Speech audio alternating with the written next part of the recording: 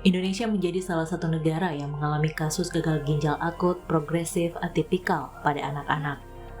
Dalam rilis Kementerian Kesehatan, kasus gagal ginjal akut tercatat bertambah cukup signifikan dalam 3 bulan terakhir. Hingga 24 Oktober, Kemenkes mencatat ada 245 kasus gagal ginjal akut di Indonesia yang tersebar di 26 provinsi di Indonesia.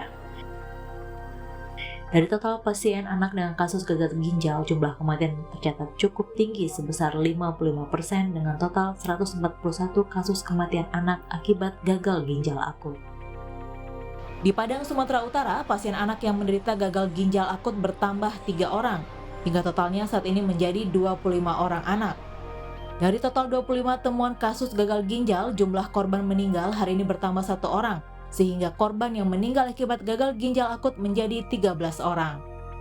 Kepala Dinas Kesehatan Sumatera Barat, Lila Yanwar, menyebut 1 pasien dilaporkan meninggal dunia di Rumah Sakit Adnan Kota Payakumbuh, Provinsi Sumatera Barat. Pasien diketahui merupakan 1 dari 6 pasien yang sudah diperbolehkan pulang untuk rawat jalan oleh pihak Rumah Sakit M. Jamil Padang beberapa hari lalu. Jadi secara total di Sumatera Barat memang ada 13. Ya. Total kasus berapa, Bu? Yang datang ke M. Jamil itu 25 yang sudah ditangani oleh M. Jamil. 23, 2 di Rumah Sakit Mentawai, 1 di Rumah Sakit Mentawai, 1 di Rasidin. Seperti yang sudah kita info sebelumnya. Lalu tambahan dari yang kita press conference terakhir 22 adalah 3 kasus baru dari Jambi 1, dari Sumatera Barat sendiri 2. Itu sudah 25 ya, Bu? 25. Sementara itu di Makassar, Sulawesi Selatan, Rumah Sakit Wahidin Sudirohusodo Makassar kini membentuk tim khusus untuk menangani kasus gagal ginjal akut. Tim ini terdiri dari dokter spesialis anak, konsultan anak, dan patologi klinik. Sejak bulan Januari hingga Oktober, Rumah Sakit Wahidin sudah menangani 4 orang anak yang dirawat akibat gagal ginjal akut. Ruang perawatan intensif ya, jadi perawatan intensif untuk anak dan perawatan intensif untuk neonatus kita siapkan. Tim dokternya pun juga sebenarnya sudah siap. Nah, hanya untuk obat-obat dan pemeriksaan lengkap juga kita sebenarnya ada. Ya, jadi tim kita siapkan, peralatan juga kita siapkan dan Sebelumnya, Badan Pengawas Obat dan Makanan BPOM sudah merilis 23 obat yang dinyatakan aman dan bisa digunakan. 23 obat ini merupakan bagian dari 102 obat yang sebelumnya ditemukan Kementerian Kesehatan sebagai obat yang digunakan oleh pasien anak yang mengalami gagal ginjal akut. Kemudian dari 102 obat, itu ada 23 produk tidak menggunakan keempat pelarut tersebut ya, propilen glikol, polietilen, glikol, sorbitol, dan atau gliserin, sehingga aman digunakan. Ada 23, itu lampiran 2 ya. Lampiran 2A. Nanti ada lampiran 2A. 2 bagian A, ada 23 produk yang aman. Memang pengawasan terhadap kadar pencemar di produk jadi itu tidak menjadi ketentuan dalam pengawasan, standar pengawasan atau standar apa istilahnya? Standar apa itu? Kompendia. Oh, standar kompendia atau standar pembuatan obat ya. Ya.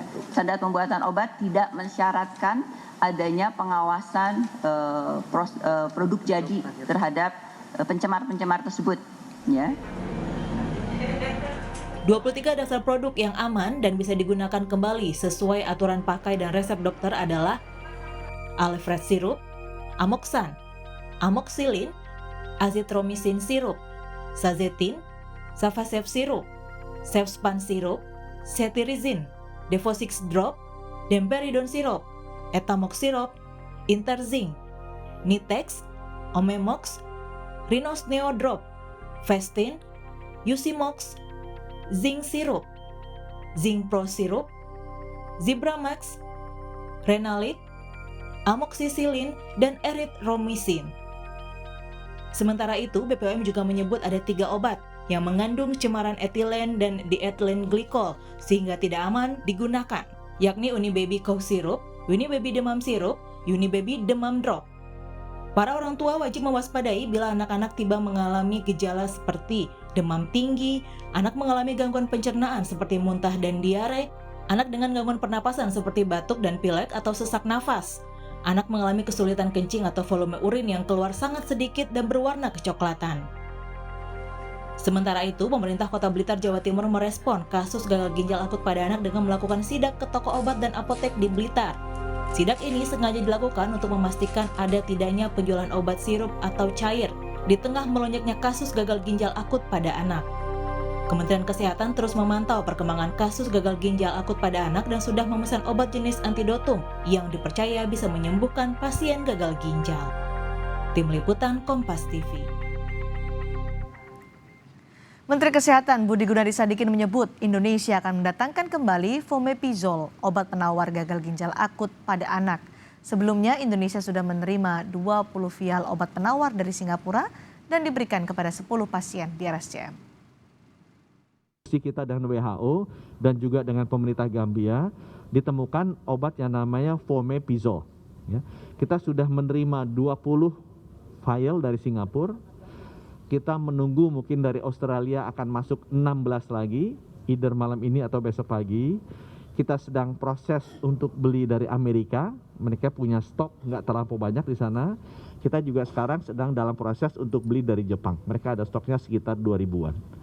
Nah ini kesiapan yang kita lakukan untuk menyediakan obat-obatnya. Dan dari obat yang sudah datang 10, kita sudah cobakan ke pasien, 7 diantaranya membaik kondisinya. Jadi, bagaimana pengawasan obat di Indonesia dan bagaimana tingkat keparahan kasus gagal ginjal akut saat ini? Kita bahas bersama juru bicara Dewan Pakar Ikatan Apoteker Indonesia, Kerry Lestari, dan juga ada Chandra Yoga Aditama, mantan Direktur WHO Asia Tenggara. Selamat malam, Pak Yoga, Bu Kerry. Selamat malam. Baik, Pak Yoga, bagaimana Anda melihat kasus gagal ginjal akut yang merebak di Indonesia saat ini? Kasusnya sudah lebih dari 240. Ya, kasus gagal ginjal akut kan sudah diketahui dari beberapa hari yang lalu. Dan kemudian orang menghubungkannya dengan kejadian di Gambia. Karena saya disebutkan memang pernah bekerja di WHO, maka pada bulan September Gambia melaporkan hal itu ke WHO dan pada 5 Oktober 2022 ini WHO sudah kemudian mengeluarkan yang disebut sebagai Medical Product Alert nomor 6 yang menyebutkan beberapa obat yang mengandung kadar ethylene glycol dan diethylene glycol yang di atas kadar yang seharusnya. Mereka menyebutnya unexpectable amount gitu. Jadi memang ketemu obat itu yang dari India itu dan kemudian WHO berkomunikasi dengan India. Jadi tanggal 13 Oktober WHO kemudian berkomunikasi dengan India.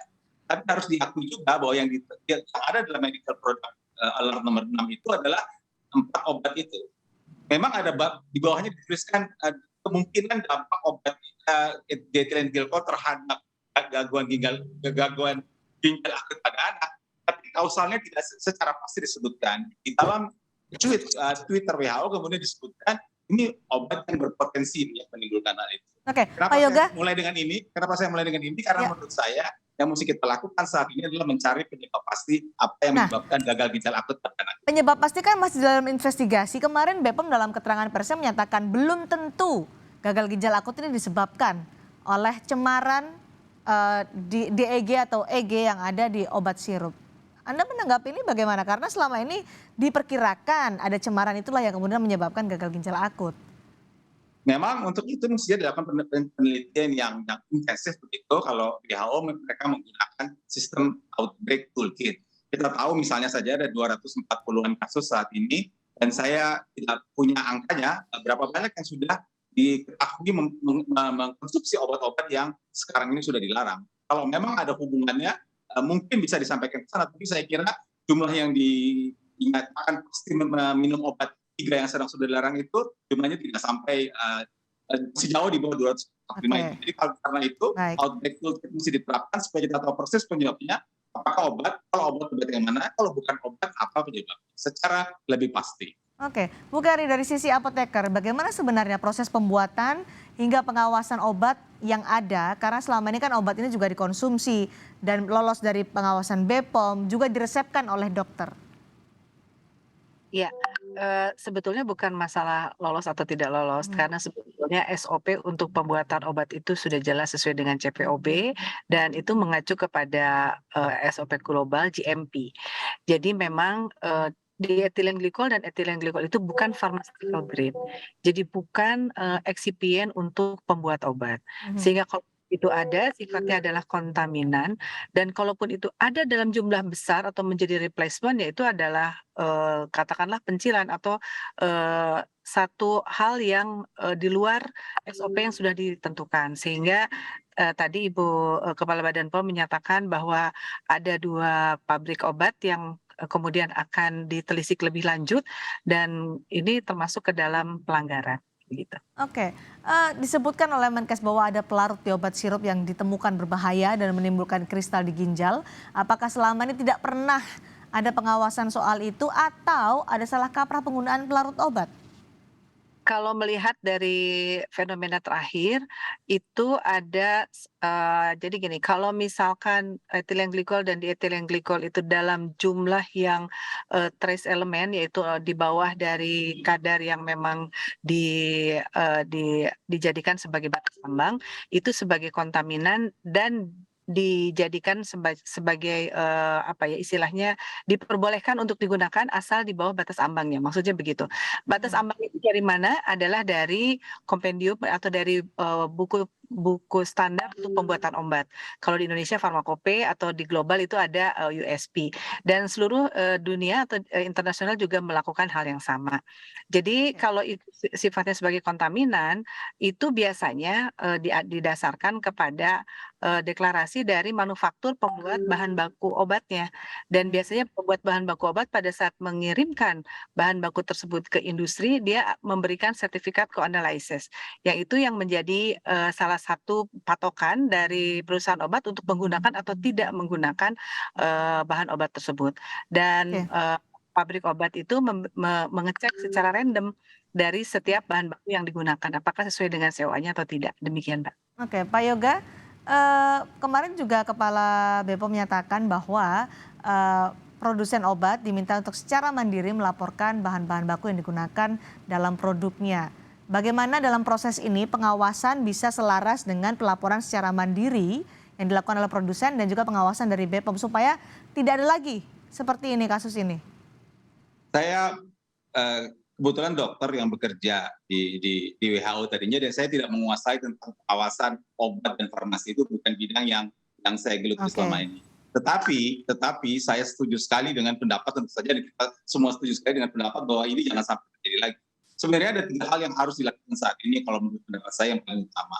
Nomor 1 adalah mencari sebab yang lebih pasti apa sebenarnya yang terjadi saat ini. Itu nomor 2. Tapi itu nomor 1. Nomor 2 adalah menangani secara maksimal pasien yang sudah ada, begitu, secara katakanlah all out begitu. Dan yang ketiga mencegah supaya jangan ada kasus-kasus baru lagi yang terjadi. Sementara dalam proses mencari sebabnya itulah tadi melakukan misalnya penggunaan toolkit atau upaya-upaya yang lain yang dilakukan secara lebih intensif sehingga kita bisa lebih tahu penyebabnya, sehingga langkah penanggulangannya bisa lebih pasti lagi di hari-hari ke depan. Karena kan ini orang tua masyarakat Indonesia, orang tua balita juga dalam kebingungan. Kalau tadi disebutkan sebelumnya karena diduga obat sirup tapi kemudian diralat dengan ada pernyataan bahwa belum tentu disebabkan oleh obat sirup. Jadi apa yang harus dilakukan oleh orang tua balita supaya tidak dihantui dengan kekhawatiran dan juga resiko seperti ini, Pak Yoga? Kalau menurut saya, kita sudah punya pengalaman sebenarnya dalam hal COVID juga ya. Dalam kacamata informasi. Marilah kita ikuti informasi yang benar, informasi yang jelas, informasi dari sumber yang tepat. Itu penting, karena kalau tidak kita bisa kalau di berbagai informasi yang tidak jelas. Itu nomor 1. Nomor 2, kenapa saya memulai diskusi ini dengan menjelaskan apa sebenarnya isi medical product alert dari WHO yang mengatakan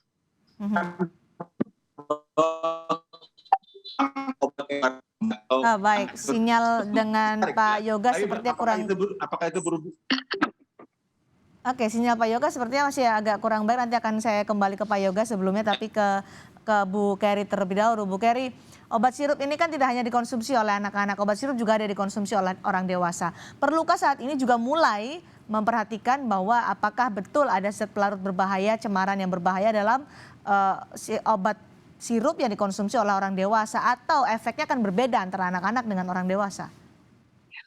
Jadi cemaran obat sirup itu tidak hanya pada orang dewasa. Tidak hanya pada sirup anak-anak maksud saya, Oke. pada dewasa juga itu juga secara otomatis. Kalau saya lihat dari yang diumumkan oleh BPOM itu tidak terbatas pada sirup-sirup yang digunakan oleh anak-anak, tetapi juga sirup-sirup itu juga digunakan secara universal, ada yang digunakan untuk anak, ada yang digunakan untuk dewasa.